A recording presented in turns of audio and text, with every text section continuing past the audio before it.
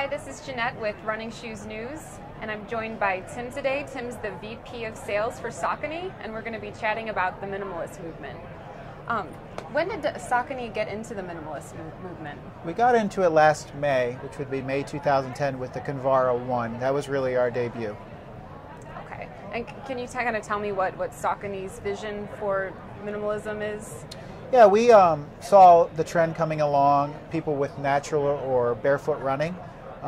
There was inspired really by the consumer and the runner through a book and some of the other products that were out there, not necessarily intended for running, but finding some benefits in those shoes.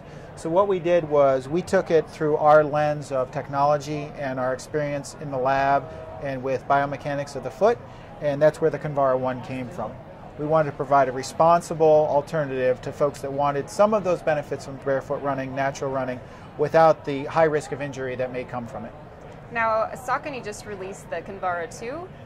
What are some of the differences between the one and the latest version? You know, actually not a lot of differences between the Kinvara I, which was out previously, and this Kinvara II, which came out in May of 2011.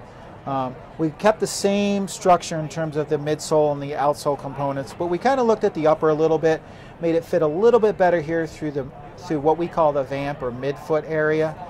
Gave a little bit more structure to the toe box, but kept the weight really, really light, and then added some design lines that make it super fast and really fashionable on the foot.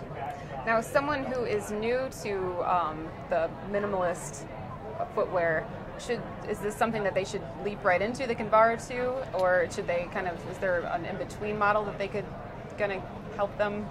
The Kinvara is actually a pretty good in-between model. I have three laid out here: the Mirage, the Kinvara II, and the Hattori. And the reason I put three out is because the Mirage is probably the safest for most people. The reason is it's on the same kind of general platform that the Kinvara, but we put this little TPU, what we call TPU, or plastic piece. It's a little foot bridge. It gives it some control. It doesn't give it any stability. It gives it some control, so it gives you a little bit more balance. The Kinvara, if you're a neutral runner, is a great alternative. It probably shouldn't be used as an everyday running shoe out of the gate, because it will stress your muscles and fatigue them in different ways because of the way it's built and because of the extreme flexibility of it. But you can use it 3 to 4 days a week very easily. The Hattori, on the other hand, is meant for natural movement. It's not going to restrict at all.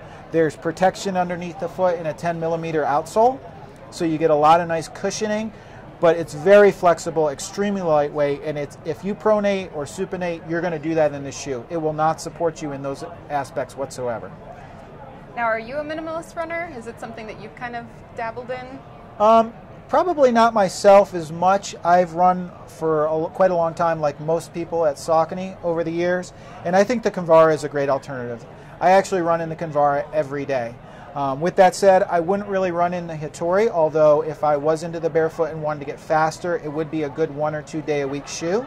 Yet the higher end traditional running shoes sometimes can be a little too bulky as they are today. We've changed that a little bit for spring 2012 with our Guide, our Hurricane, and our Triumph. So we've taken some of the learnings from these minimal shoes and brought them into our franchise models. So come spring of next year, I'll go back to that everyday trainer. But right now I run in the Kinvara II every day. Now, can we expect to see any other new products from Saucony in the minimalist area? We're going to continue to look at minimalism and evolve the line accordingly, but we're also going to do it responsibly. We don't want to just have a shoe out there for the sake of fitting a trend that's happening. We always want to do it through lab testing and through what we feel is right for the runner and most beneficial in terms of their longevity in the sport. So that's why we're taking, again, some of these learnings, putting them into our franchise models for spring 12, and kind of blending the different worlds or the different trends into what we hope will become lightweight, a little bit lower profile, new geometries, and more efficiency. All right, great. Well, thank you so much, Tim. Thank you.